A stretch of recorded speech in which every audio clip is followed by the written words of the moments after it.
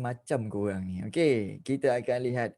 Sebelum tu okey, cikgu dah mula rasa nak masuk bab 3 bulan 3 dah, dan tak lama lagi mungkin kamu akan menamatkan kelas kita ya. Yes. Ekonomi kenapa? Oh. Makluman sekali lagi, minta maaf, makluman. Makluman kepada semua para Nasib baik pelajar. cikgu ingat. Kepada semua para pelajar, minggu hadapan.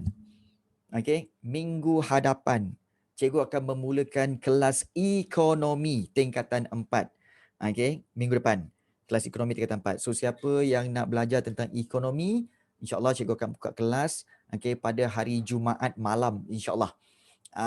InsyaAllah pada Jumaat malam siapa yang nak join boleh join kelas ekonomi. Very simple, ekonomi sangat senang. Cikgu akan memudahkan walaupun buku tu mungkin buku teks kamu mungkin macam complicated, tapi cikgu akan mudahkan insyaAllah. Yes, nak kimia, cikgu kau tak ajar kimia lah, sorry lah. Nak bio, Sekejap. Kau ingat ni Food Panda main order je kan? Ekonomi belajar pasal apa? Oh, best. Belajar tentang bagaimana manusia bagaimana manusia melakukan perbelanjaan dia, bagaimana manusia melakukan perniagaannya dan juga Cikgu, ekonomi. pasal ekonomi dunia ada belajar kat ke? Ya, tentang inflasi dan juga kemelesetan ekonomi semua ada. Yes, semua ada. Lebih kurang lah, tapi tak ada kurang pengiraan. So boleh buat forex benda lah kau ni. boleh lah. Okey, baik. So kita dah lihat. Okey, cikgu akan sharekan dulu. Okey, so kita telah sampai ke sumbangan-sumbangan yang telah dilakukan oleh maktab-maktab perguruan serta akhbar-akhbar tempatan yang berkaitan dengan kebangkitan nasionalisme. Dan hari ini kita nak lihat ada juga perjuangan melalui penulisan, iaitu melalui akhbar dan juga majalah. So kita akan lihat perjuangan melalui penulisan. Iaitu akhbar dan juga majalah ini. Okey, kebanyakan akhbar pada zaman itu pada tahun-tahun 1920-an hingga 1930-an akhbar dan majalah telah mengetengahkan isu-isu hak dan masa depan bangsa. Okey, so kalau kita lihat kenapa isu-isu ini? Kerana pada waktu itu 1920-an dan 1930-an siapakah yang telah memerintah negara kita? Iaitu yang memerintah negara kita adalah British. British, pandai bukan Najib, British. Jadi akhbar-akhbar ini rasa bertanggungjawab untuk memaklumkan tentang hak-hak yang telah kita hilang. Yang telah hilang di tanah Melayu. Sebab itu kalau kita lihat akhbar-akhbar ini menerangkan isu-isu ini. Akhbar-akhbar dulu sebenarnya kan satu akhbar tu 1 sen, 3 sen akhbar dulu. Yes. Jadi memang murah gila lah. Surat khabar sekarang berapa itu? Surat khabar sekarang kalau tak silap cikgu RM1, ada yang RM2, ada yang RM1.50 macam tu lah kalau tak silap cikgu. RM1.60 Oh, ada lagi RM1.60. Yes. Okey, RM1.60. Tapi ramai yang akan tanya, macam mana dia orang boleh buat untung cikgu? Akhbar macam mana boleh buat untung? Sebenarnya akhbar untung dengan iklan. Sebab tu akhbar banyak iklan-iklan. Sebab iklan tu dibayar mahal.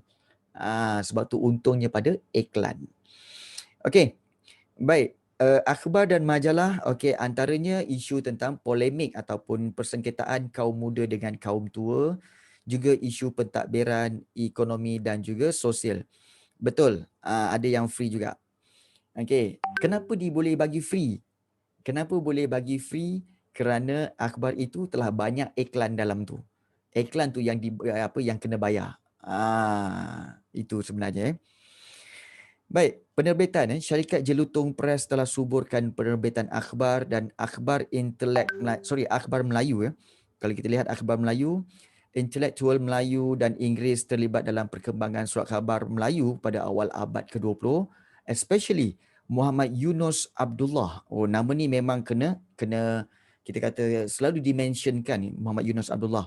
Sebab Yunus Abdullah inilah yang telah memimpin, menerajui ni maknanya memimpin ya. Memimpin utusan Melayu dan lembaga Malaya. Begitu juga ada akhbar-akhbar seperti Warta Malaya, Warta Jenaka, Fajar Sarawak, Majlis dan juga Majalah Guru. So ini adalah senarai akhbar-akhbar. Kamu just ambil, ingat nama-nama akhbar seperti apa tahu? Utusan Melayu, Fajar Sarawak, Warta Malaya, Majlis. Itu 4 yang senang nak ingat. Kalau soalan ada tanya tentang akhbar apa, so boleh ambil mana-mana 4 ni. Okay. Kemudian, nama-nama pengarang seperti Muhammad Yusof Abdul Hamid, Dato' On Jaafar. Cikgu baru mentionkan tadi tentang Dato' On Jaafar dan juga Abdul Rahim Kajai ni. Okay, mereka semua adalah pengarang, pengarang akhbar ya. Mereka bersuara tentang pendidikan dan juga tentang politik tanah air. Dan ada juga akhbar Inggeris iaitu seperti The Malay Mail dan juga The Malaya Tribune. Ini memuatkan perkembangan tentang sosiopolitik dan ekonomi negara. Kalau di Sarawak iaitu akhbar Fajar Sarawak. Ditulis oleh Muhammad Rakawi Yusof. Okey, jangan risau. Bunyi notification tu adalah bunyi daripada PC cikgu. Daripada PC cikgu, jangan risau tak apa, cikgu silent kan. Risau korang ni. Okey, cikgu silent kan. Right. Jangan risau. Okey. Baik, kita lihat ya. Okey, so kita lihat iaitu Fajar Sarawak. Ditulis oleh Muhammad Rakawi Yusof, Awi Anang, Muhammad Daud Abdul Ghani serta Haji Abdul Rahman yang menjadi saluran menyedarkan kaum dijajah. Okey, banyak noti. Okey, so tak ingatkan tiba first time saya famous. Okey, memang sebenarnya kalau setiap kali kelas cikgu takkan baca semua WhatsApp semua. After class akan ada sehingga 20 message macam tu. Itu biasalah tu WhatsApp Okey. Seruan dalam Fajar Sarawak. Fajar telah tersinsing, bangunlah wahai bangsaku, menggesa rakyat bangkit menuju kemajuan. Begitu juga di Sabah, kebanyakannya isu pendidikan, tanah bumi putera dan kewangan petani disuarakan oleh ketua-ketua anak negeri dalam mesyuarat dan melalui aktiviti Persatuan Sosio Budaya. Baik, sebenarnya begini. Kita sebenarnya bila banyak fakta macam ni, cikgu, macam mana nak ingat cikgu? Sebenarnya tak perlu. Tapi ambillah beberapa nama, contohnya nama pengarang, contohnya Dato' On Jaafar, Abdul Rahim Kajai. Kemudian juga Muhammad Yunus Abdullah. Kemudian nama-nama surat khabar seperti Fajar Sarawak, Majlis, Utusan Melayu. Okey, itu nama-nama yang perlu. Dan daripada perjuangan melalui penulisan, kamu kena buat kesimpulan. Apa kesimpulan perjuangan ini? Perjuangan melalui penulisan ni. Kesimpulannya apa tahu? Iaitu akhbar-akhbar ini memainkan peranan untuk apa? Untuk menyedarkan rakyat pada waktu itu tentang isu hak dan masa depan negara, masa depan bangsa. Buat kesimpulan macam tu. Nampak tak? Itu kepentingan. Kenapa kita kena banyak baca fakta ni? Sebab kita boleh buat kesimpulan. Oh, rupa-rupanya akhbar-akhbar dulu cuba untuk menyedarkan orang ramai berkaitan tentang sedar tak? Negara kita dijajah oleh British ni. Sedar tak? Sebab ramai orang macam, yalah kita ni memang duduk bawah British. Tanah Melayu kan British. Dia fikir macam tu. So akhbar ni tujuan apa tahu? Bagi kesedaran. Ini tanah Melayu lah, tanah kita lah. Kita dijajah sebenarnya ni. Bangun. Nampak tak? Itu fungsi akhbar ni dan majalah ni. Supaya bagi kesedaran, oh iyalah, itu kesimpulan yang kita boleh buat. Nampak? Jadi sedarlah. So ianya sebagai satu propaganda, untuk apa? Kejutkan orang ramai tentang penjajahan yang sedang berlaku di negara kita pada waktu itu. Akhbar sekarang fungsi dia masih sama, cuma fungsi dia lebih kepada menyiarkan berita-berita yang terkini lah. Berita-berita terkini. Baik. Cikgu, Kita lihat. Ya. zaman sekarang ada lagi orang baca surat khabar tu? Ada terutama sekali golongan-golongan tua yang masih lagi ingin membaca. Ya, masih ada lagi ingin membaca. Dan kalau ikutkan bagi cikgu, okey, memang maklumat ada di internet sekarang ni kan, macam-macam. Tetapi bagi cikgu, buku tetap relevan. Sebab itu buku penting untuk kita baca. Sebab apa? Dia menjadi satu tabiat. Ya, okey. Jadi kamu juga harus membaca, bukan semata-mata daripada ni ya, semata-mata daripada akhbar, tetapi juga daripada buku. So supaya menambahkan pengetahuan. Ingat bahawa bacalah buku-buku yang bermanfaat. Contohnya macam peristiwa orang Melayu ni, begitu juga seperti dunia Melayu ni, baca. So ini untuk apa? Pengetahuan. Pengetahuan. Ingat, membaca bukan untuk kamu dapat lulus periksa, tak. Tetapi untuk apa? Untuk kamu menambah pengetahuan. Apa kelebihan dia? Nanti bila kamu dah bertambah pengetahuan, kamu akan tahu bahawa betapa pentingnya ya pengetahuan itu. Baik. Okey, seterusnya. Allah. Okey. Baik, general knowledge. Okey. So kita lihat, adakah akhbar dan majalah Melayu saja? Rupa-rupanya akhbar masyarakat Cina pun ada. Akhbar masyarakat Cina dan juga masyarakat India pun ada. Iaitu akhbar Cina biasanya merangsang pemikiran masyarakat Huaqiao. Ataupun kaum Cina seberang laut. Maknanya kaum Cina yang di luar daripada negara Cina. Ini akhbar-akhbar masyarakat Cina ya. Dan akhbar-akhbar masyarakat Cina yang ada di tanah Melayu ini, kebiasaannya dia keluarkan akhbar untuk apa? Untuk bagi tahu tentang pentingnya mengekalkan identiti Cina itu sendiri ataupun India. Begitu juga untuk memperjuangkan nasib wanita dan menyemai perasaan cinta akan negara asal, iaitu akan negara Cina. Itu sebelum merdeka dulu ya. Sebelum merdeka. Jadi penulisan akhbar masyarakat Cina biasanya cenderung kepada negara asal. Contohnya akhbar Lat Pau dan juga Modern Daily News. Dan menjelang abad ke-20, akhbar Nanyang Sung Hui Pau dan juga Chong Shin Yit Pau memuatkan soal pemerintahan, monarki serta pergolakan politik di China. Maknanya akhbar-akhbar Cina yang ada di tanah Melayu ni banyak cerita tentang apa? Tentang apa yang berlaku di negara Cina itu sendiri.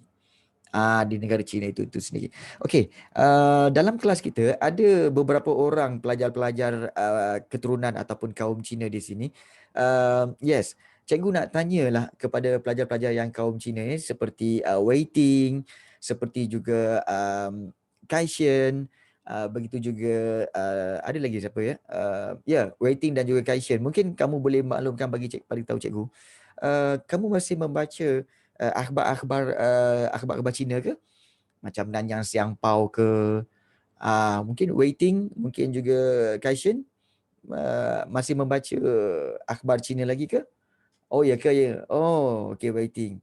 So, dan apakah isi kandungan akhbar Cina pada zaman sekarang? Adakah sama macam akhbar bahasa Malaysia, iaitu berkaitan dengan isu semasa? Cikgu rasa masih lagi berkaitan isu semasa kan? Dia tak ada lagi yang macam akhbar ni kan? Yes, betul. Itu betul. Okey, terima kasih banyak Waiting untuk menjawab ya.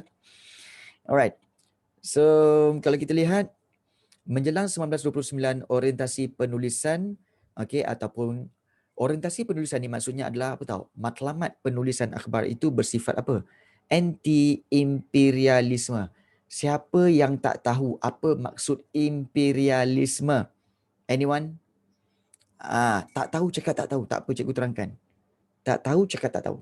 Apa itu imperialisme? Tak tahu. Betul. Okey. Beritahu pasal perkara yang betul memang ada Dan. Okey. Ya Zaim. Maksudnya penjajahan barat ke atas negara lain? Bagus. Okey. Zaim, terima kasih banyak Zaim. Okey.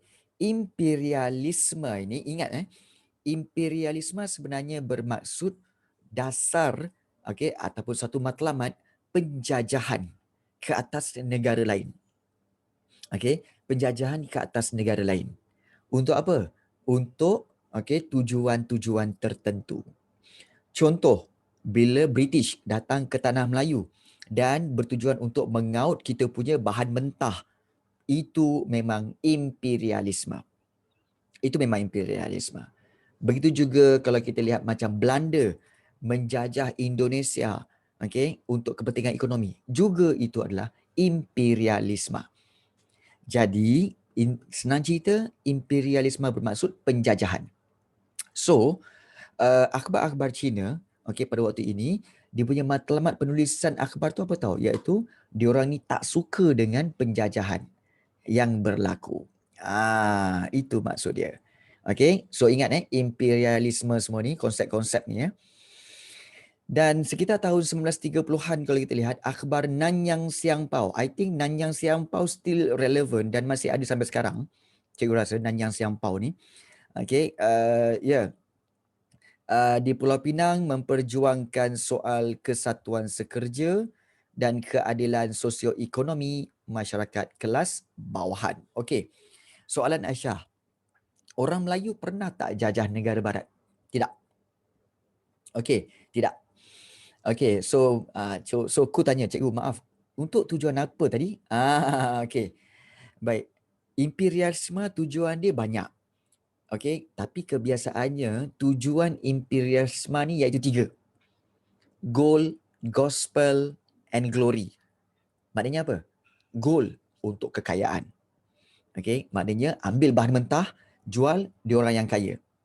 Itu yang dilakukan oleh British, betul? Goal. Gospel untuk menyebarkan agama Kristian. 2. Kemudian yang ketiga, 3G. Satu lagi iaitu glory, iaitu pencapaian. Maknanya mereka nak kemenangan sebab mereka ni bukan satu negara saja yang menjajah, banyak negara.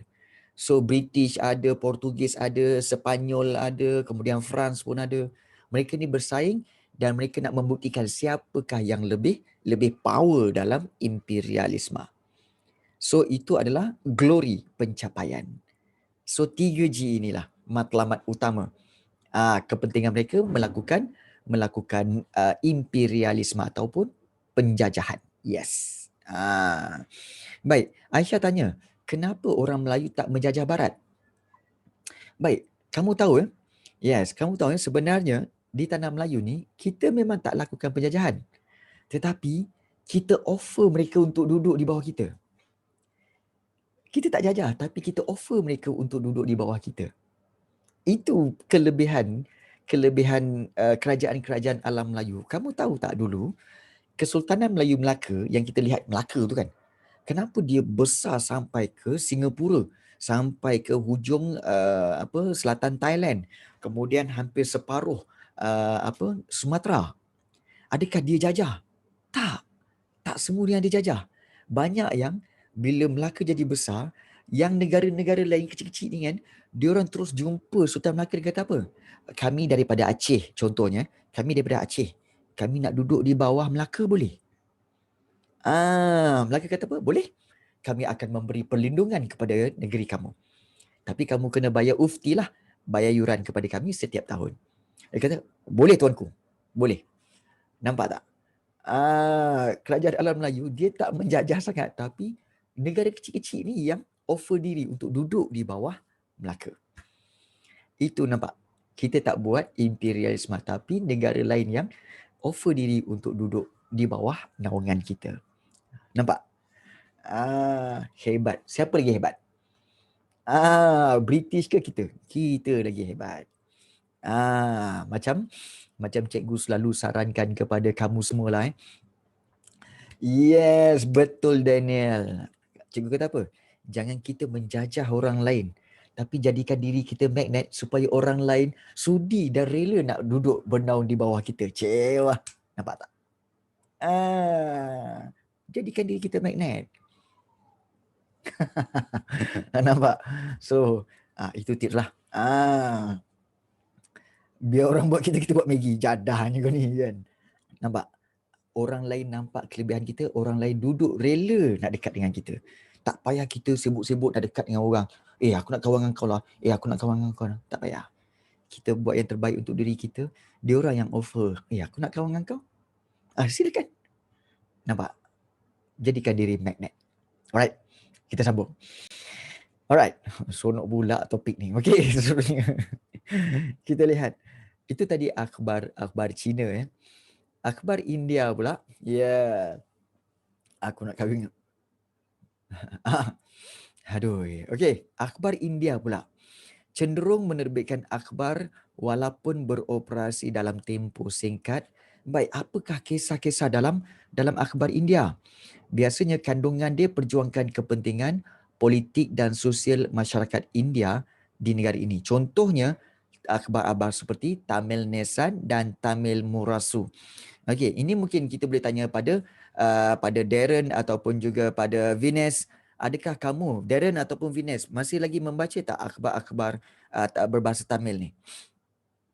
Sashini ke? Tak. Masih baca? Tak. Okey. Oh, tak baca? Okey. Mungkin boleh bagi tahu kepada kita semua, okey, akhbar-akhbar Tamil sekarang ni, kebanyakannya dalam tu isu berita pasal apa ya? Berita pasal apa ya? Darren, mungkin Sushmita mungkin boleh bagi tahu?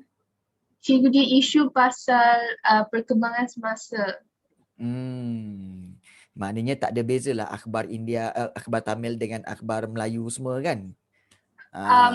Saya I'm not very sure, tapi saya tengok ini, saya baca macam isu pasal perkembangan semasa dengan ada some isu pasal perkembangan negara India. I rasa pun. Oh, okey. Dan generasi muda seperti Sushmita, Darren semua, kamu semua masih boleh membaca tulisan Tamil tu ya? Actually saya tak belajar bahasa Tamil. It's my mother tongue, tapi saya tak belajar sebab saya dari kecil sekolah kebangsaan. So saya faham, lepas tu boleh baca sikit-sikit lah cikgu. So okey.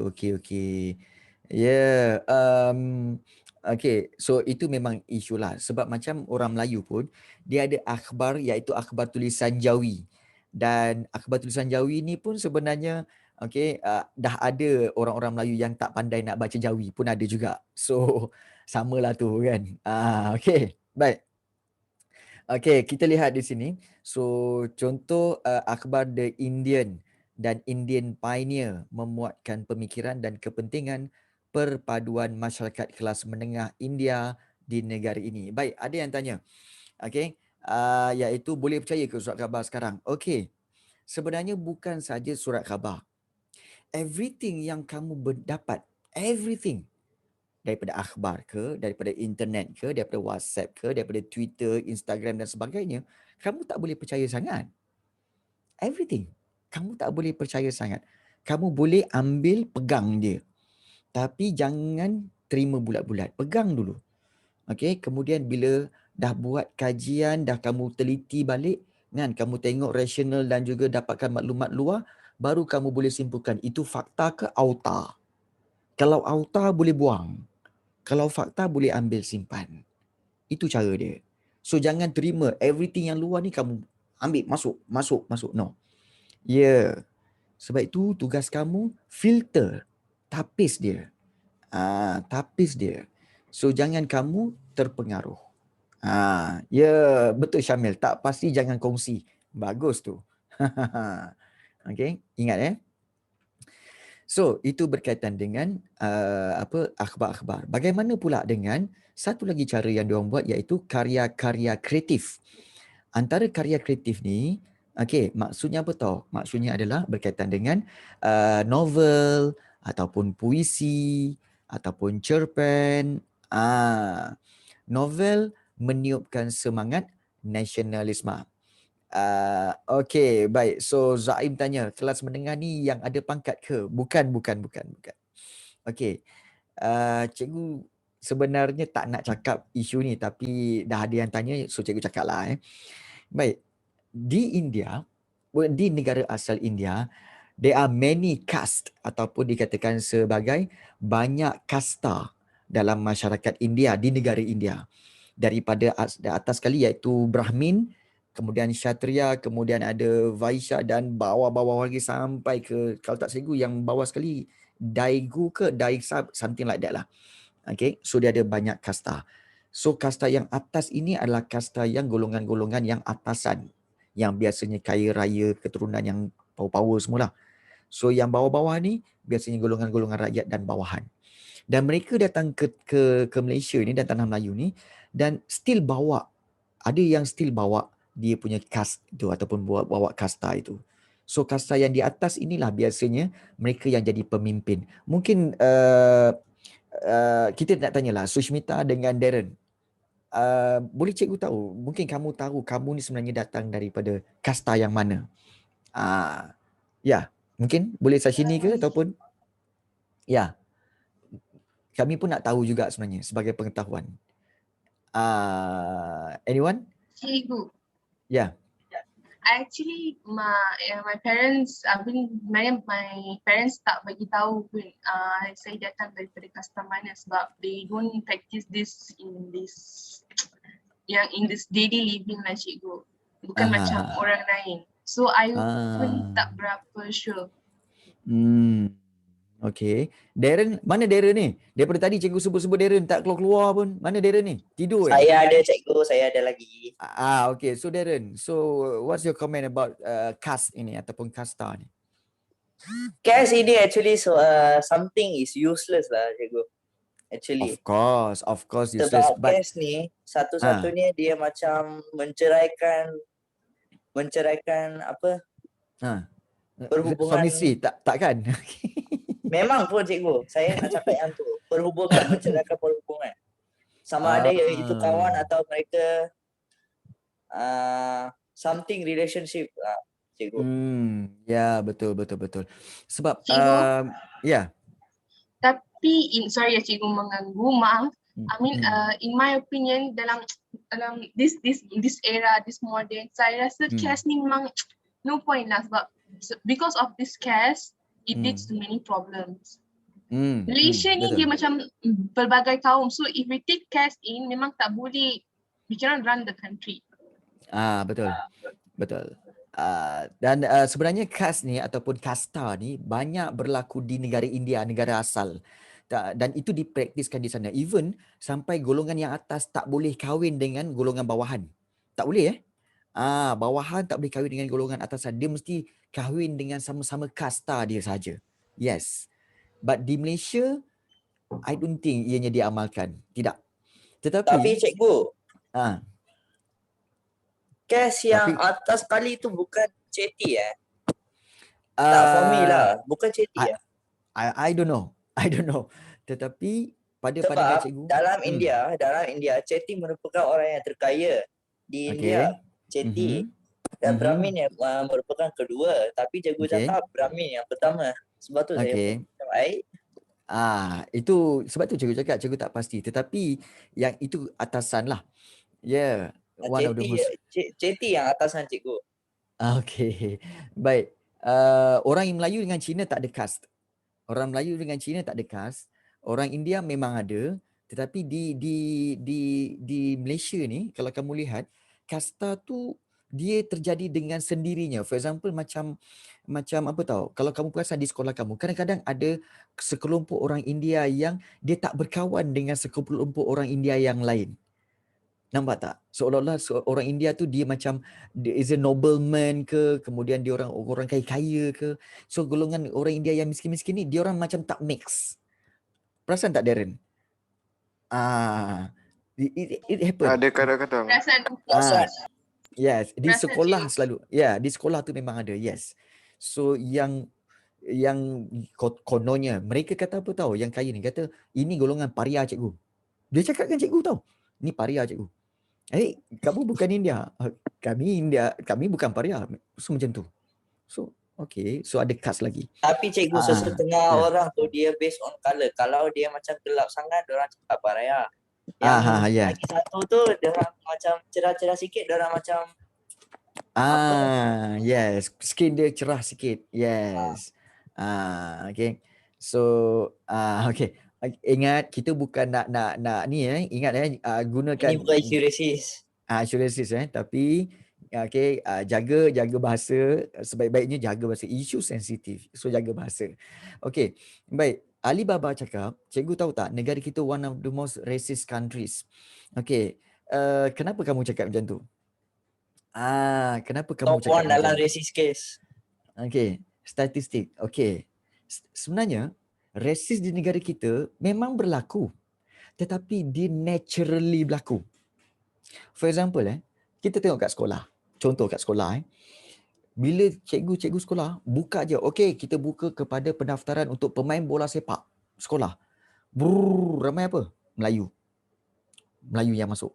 Okay, kita buka untuk bola keranjang. Okay, kebanyakannya pelajar Cina, bola keranjang. Kemudian, okay, kita buka untuk atlet olahraga seperti lumba lari dan lompat jauh. Ramai pelajar India. Okay, so yang ini sebenarnya apa tahu? This is racist, tetapi racist ini diterima secara semula jadi dan kita tak kisah pun. Jadi nak kata kita racist tak? Kita anggap itu sebagai normal lah. Memanglah ramai orang Melayu main bola sepak. Tak ada yang main. It's just macam stereotype. Yes. Okay. Jadi Cikgu tapi kena adalah. tengok sekolah saya lah cikgu. Sekolah Tapi saya lagi teruk. Kalau bola tapi keranjang je, satu orang Melayu atau satu orang India pun tak adanya. Semua orang Cina. yes. Okay. Bola sepak semua orang Melayu. See? Tapi Yang badminton pula semua orang India. adakah itu racist? No. Tetapi itu adalah diterima sebagai apa? Diterima sebagai memanglah orang Melayu dalam kehidupan mana ada main bola keranjang. Betul tak? Dalam kehidupan mana ada orang Melayu main bola keranjang, semua main bola. Macam tu. So tapi kena belajar kan cikgu. Kena belajar. Tapi kita tak boleh paksa minat orang. Jadi kita terima itu sebagai apa? Is a kita kata sebagai hubungan yang baik. Sebab apa? Kita saling memahami. Memanglah bola keranjang selalunya dengan badminton selalunya pelajar Cina lah yang main. Bola sepak, itu memang pelajar Melayu lah main. Tapi ada juga pelajar Cina dengan pelajar India nak main bola sepak. Boleh je kan? Tak ada masalah kan? Tak ada sampai, kau tak boleh masuk. Kau bukan. Tak ada. Even bola keranjang pun, bila ramai-ramai Cina kat situ, tak adalah pula orang Cina kata, kau Melayu tak boleh main. Tak ada. Boleh je nak masuk. Tapi semula jadi, tiba-tiba terpisah. Ingat, tiba-tiba terpisah. Dan kita terima itu. So bagi cikgu, walaupun mungkin nampak macam racist, bagi cikgu, tak ada masalah pun. Tak ada masalah. Okay. Kalau orang yang macam cakap sesama sejenis macam mana, like Cina cakap dengan Cina je, well, itu mother tongue mereka. Okay, mother tongue mereka, so kita kena terimalah hakikat itu. Ada orang lagi selesa. Kalau macam kita cakaplah Jawa ke, kan? Kita cakaplah bahasa F ke, kan? Kan? Fapa dafa, difidufu, buful kufu, bafa wafa, macam itulah kan, bahasa F ke, kan. Apa tu cikgu? Kau tahulah nanti. Okey, baik. Semangat nasionalisme. Okey, bertemakan semangat cinta akan negara dan perjuangan membela nasib bangsa. So antaranya iaitu mari kita berjuang. So Abdullah Siddiq mengajak masyarakat memerdekakan diri dari aspek ekonomi. Puisi adalah kita katakan sebagai sastra di mana dia ada sastra seperti Angan-angan dengan Gurindam, Sedarlah oleh Mahmud Ahmadi, Semenanjung oleh Harun Aminur Rashid dan juga Serunai Pujangga. Ini semua adalah nama-nama tajuk puisi seperti dalam bentuk sajak ataupun dalam bentuk panjangnya, banyaknya dan panjangnya. So kesimpulannya, apa yang kita belajar inilah dia. Okey. Apa yang kita belajar inilah dia. Okey. Khatam dah. Okey, boleh tidur. Okey. So cikgu nak ulas sikit bahawa apa yang kita belajar pada bab ini, yang pertama memang bab ini besar. Mula-mula kita belajar itu maksud nasionalisme, okey, kemudian perkembangan idea nasionalisme di barat. Ingat kalau di barat ada 3. Revolusi Keagungan, Amerika dan juga Perancis. Okey. Revolusi, ada 3 revolusi itu. Daripada di barat dia datang ke Asia, iaitu di India, di China, Empayar Uthmaniyah dan Mesir, dan juga di Jepun. Daripada situ bawa kepada nasionalisme di Asia Tenggara, iaitu di Filipina, di Burma, di Vietnam, Indonesia dan Thailand. Kemudian bawa kepada kesedaran nasionalisme di negara kita. So kita belajar tentang apakah faktor kemunculannya, iaitu peranan agama. Peranan agama ni iaitu tentang gerakan islah kaum muda, kaum tua semua. Penulisan kreatif seperti novel, cerpen dan sebagainya. Okey, begitu juga media cetak, akhbar-akhbar, sistem pendidikan, kemunculan golongan-golongan intelektual dan juga pengaruh luar dan pengaruh-pengaruh serantau, dan perkembangan nasionalisme di tanah Melayu ni melalui golongan perjuangan-perjuangan mereka ini, dan akhirnya kesan perkembangan nasionalisme iaitu politik, ekonomi dan juga sosial. Okey. Baik. So dengan itu alhamdulillah tamat. Okey, tamat kita punya bab 2 ini. Namun begitu, ada tak soalan untuk kita tanyakan? Nak tanya apa-apa tak? Sepanjang cikgu mengajar kelas ini, alhamdulillah ada 44 orang, 45 orang ni. Cikgu lihat bahawa ramai sebenarnya